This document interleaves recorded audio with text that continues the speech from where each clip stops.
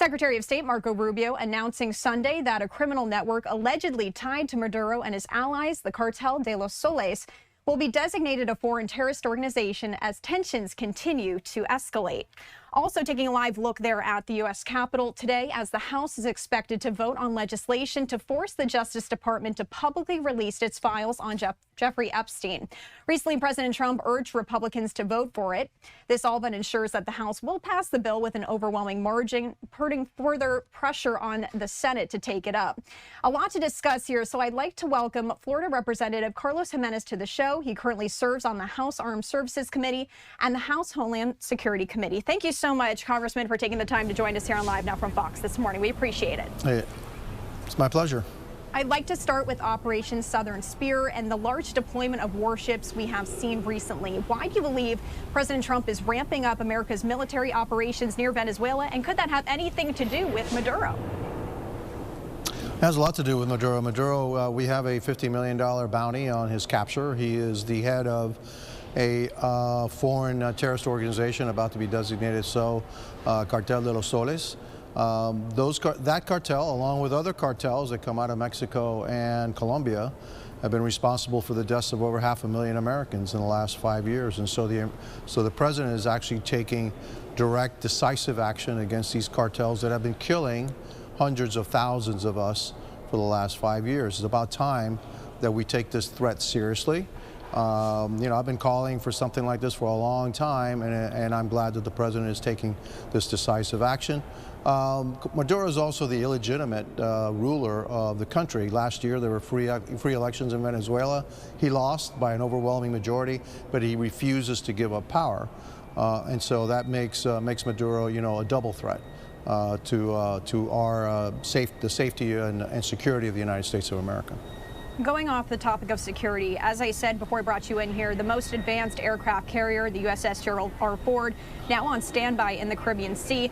This has some Americans wondering if we're going to attack Venezuela or what Washington's long-term plans are. Do you have any comment on any of that? I really don't have any comments on what the plans are. I don't know what the long-term plans are for President Trump. He hasn't divulged that to me, and if he did, I probably wouldn't be telling you. But I think a lot of this has to do with keeping Maduro and making him think and sweat a little bit. I think there's no doubt that we'd like to see Nicolas Maduro leave Venezuela and allow a freedom and democracy to reign again in Venezuela. The Chavez-Maduro regime has destroyed that beautiful country just full of natural resources, but also they've been involved in killing hundreds of thousands of Americans, and so there's a price to pay for that.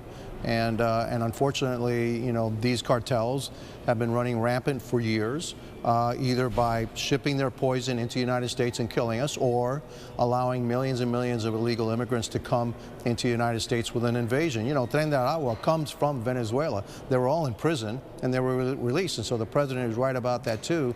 Venezuela and Maduro, released tens of thousands of criminals and had them invade the United States again. Threatening the security of the United States of America. And so, again, I will be 100% behind the actions of President Trump, and I think he's doing the right thing. I actually wanted to play this very quick soundbite here from President Trump before I ask you this next question. We may be having some discussions with Maduro, and we'll see how that turns out. We may be. All right, so again, very brief soundbite there. President Trump saying that he and Maduro are going to be having those discussions. The president doesn't want to tip his hand, obviously, as you spoke to about what next steps could be there. But what are your thoughts on Trump and Maduro speaking, and how could that impact what President Trump decides to do next? Because he has said he does have some idea of what he would like to do.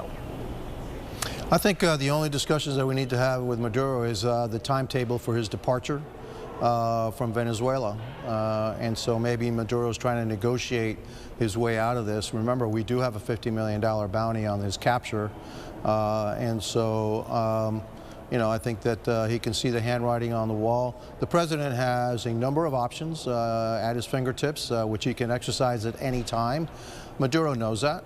And so I would hope that we don't get into any prolonged discussions, because this is what these dictators and Marxists and communists do. They always want to discuss things when things aren't going well for them in order to gain some time in order to reposition themselves with absolutely no intent of leaving or resolving the situation. So I hope that if President Trump has a discussion with Maduro, it's very brief. It's oh, can you tell me when you're leaving? And then we can make arrangements for your departure from Venezuela. That's about all that I would hope that President Trump discusses with Nicolas Maduro.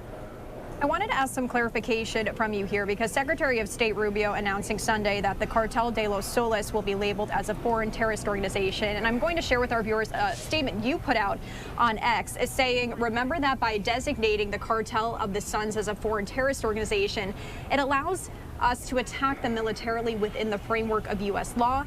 Then they can't say they weren't warned. Can you elaborate on what you mean by that? What does that give the U.S. permission to do when it comes to the scale of an attack?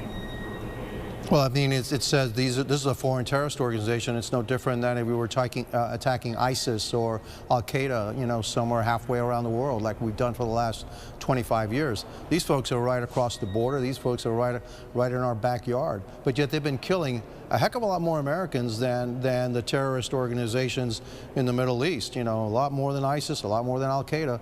Like I said, we've lost over 500,000 Americans to these drugs, especially fentanyl, that's attached to these drugs over the last 5 years. That's more people than we lost during the entire World War II.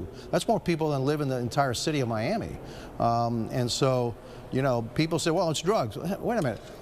You know, you either get killed by a bomb or a bullet or poison, you're still dead, all right? And so the #1 job of the American government, of any government really, is to protect its people. And for far too long, we have been woefully inadequate in protecting the American people from these criminal organizations, the criminal terrorist organizations that have been really, you know, plaguing us for a number of years. I am glad that President Trump is taking these actions. I wanted to transition now to Epstein because we are expecting that House vote here today. And actually, I am going to just pull up this live look. We're seeing Representative Marjorie Taylor Greene, as well as other members of Congress, speaking live there in Washington, D.C. right now on this. Are you able to share with us what your thoughts are? How are you going to vote today? Well, I said last week, you know, publicly that I wanted transparency and that I would vote to open up the files. I've also said publicly that if there's something in there on President Trump, I think we would have seen it in the last 4 years when the Biden administration had full access to those files. I mean, with everything else they threw at the president, I think if there was something really bad in there, I think that would have come out too. So I don't expect anything to come out. And even if it was, hey, look, you've got to, you know, the American people have the right to know and open up the files, let the chips fall where they may. But I have a feeling that the Democrats are going to rue this day, that they're going to really have second thoughts about, you know, pursuing this, because I think there are some names in there that are going to be quite embarrassing. Unfortunately, there's going to be some names there that are also quite innocent, that are going to come out and somehow guilty by association. And so we're not crazy. I'm not crazy about the language of this discharge petition, because there aren't you know, safeguards for those innocents, and also maybe not the safeguards needed for protecting the victims. But you know, this is going to bounce to the Senate.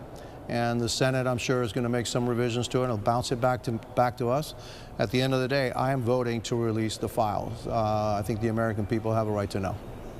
Congressman, before I let you go here, I just wanted to share this statement here from President Trump. He says, we have nothing to hide, and it's time to move on from this Democrat hoax perpetrated by radical left lunatics in order to deflect from the great successes of the Republican Party.